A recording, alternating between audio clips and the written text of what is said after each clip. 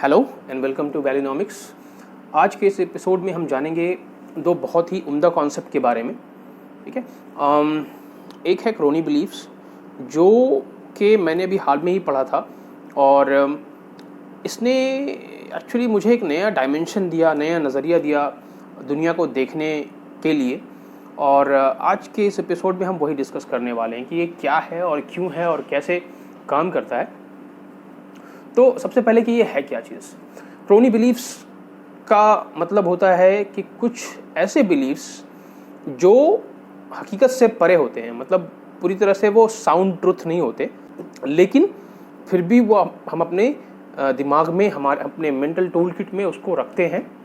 ठीक है, क्योंकि हमारे एक इंसान होने के नाते हमारे कई सारे रोल्स एंड रिस्पॉन्सिबिलिटी होते हैं, फैमिली के प्रति, सोसाइटी के प्रति, अपनी कंपनी के प्रति, और एक अलग अलग नज़रिया रखने की हमें ज़रूरत होती है, क्योंकि हमें सोशल बॉन्डिंग बनानी होती है, हमें लोगों से बातें करना होता है, हमें अपना एक पॉइंट ऑफ व्यू रखना होता है।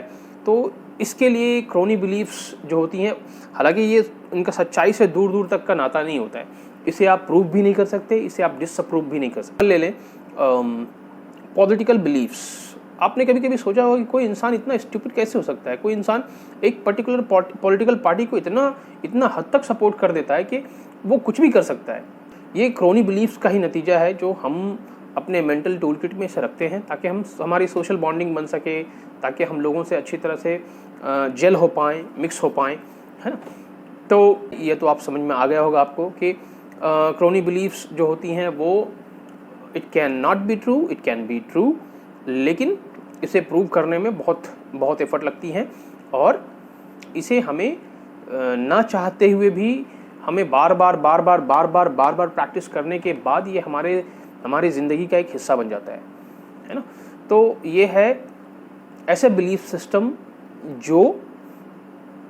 जो हमें ज़िंदगी गुजारने में बहुत मदद करते हैं। आप एग्ज़ाम्पल ले लें इसमें कि समझें कि एक कंपनी है, वो जो कंपनी है जिस शहर में है, जिस जगह पे है, वहाँ के मेयर का एक बहुत स्ट्रॉन्ग रिकमेंडेशन है, जो कि एक एम्प्लॉय नया हायर हुआ है, उसे ना चाहते हुए भी हमें हायर करना पड़ता है कंपनी को, ताकि उस मेयर का हमें सपोर्ट कुछ हद तक मिल जाए, है ना। कंपनी को बहुत जगह पे पॉलिटिकल सपोर्ट चाहिए होता है। उस एम्प्लॉय को, चाहे वो परफॉर्म अच्छा करे या ना करे, उस एम्प्लॉय को हमें कंपनी में रखना पड़ता है।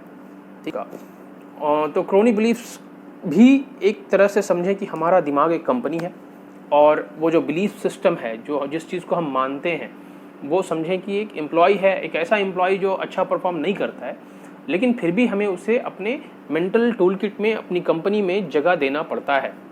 क्यों? क्योंकि मदद करता है हमें ऐसे बिलीफ सिस्टम सोसाइटी में जेल होने के लिए।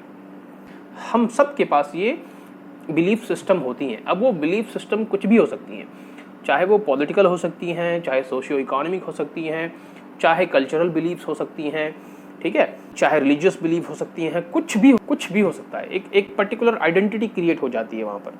ठीक है, तो ये एक्चुअली होता है क्रोनी बिलीफ्स के साथ, है ना। और दूसरा कॉन्सेप्ट मैं आपके साथ डिस्कस करना चाहता हूँ, वो कार्ल पॉपर ने दिया था। ये कार्ल पॉपर कौन है, सबसे पहले ये समझ लेते हैं। कार्ल पॉपर ये बहुत ही जाने माने साइंटिफिक फिलोसोफर हैं। वो उस वक्त प्रचलित हुए जब एल्बर्ट आइंस्टाइन और सिगमंड फ्रॉड और एल्बर्ट आइंस्टाइन 1920-1930 के आसपास में, तो उस वक्त उनकी तूती बोलती थी। और उस वक्त कार्ल पॉपर का सिद्धांत का प्रचलित होना, फेमस होना, ये बताता है कि कितनी दमदार कॉन्सेप्ट होंगी उनकी, है ना। तो उनका क्या कॉन्सेप्ट था कि साइंस किसे कहते हैं और सीडो साइंस किसे कहते हैं। सीडो साइंस मतलब जो साइंस की तरह दिखता है बट होता नहीं है, वो सीडो, है ना। तो साइंस क्या होता है और सीडो साइंस क्या होता है। तो साइंस ये होता है कि जो अपने आप को डिसकन्फर्म करे, हमेशा अपने आप को रिजेक्ट करता रहे, अपनी हाइपोथेसिस को रिजेक्ट करता रहे, वही साइंस है। हम ये समझ बैठते हैं कि साइंस जो है एविडेंस का नाम है। तो साइंस वो है जो खुद को ही डिसकन्फर्म करे, और सीडो साइंस वो है जो खुद को कन्फर्म करता जाए। है ना।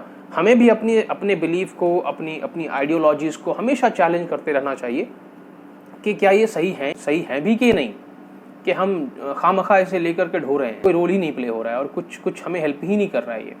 तो हमें भी चाहिए कि अपनी आइडियोलॉजीज़ को, अपने कॉन्सेप्ट को हमेशा टेस्ट करते रहें और हमेशा इसे बेस्ड के ऊपर भी तलाश करते रहें, और हमेशा तैयार रहना चाहिए हमें कि हमारी बिलीफ सिस्टम कभी भी टूट सकती है, कभी भी एबॉलिश हो सकती है।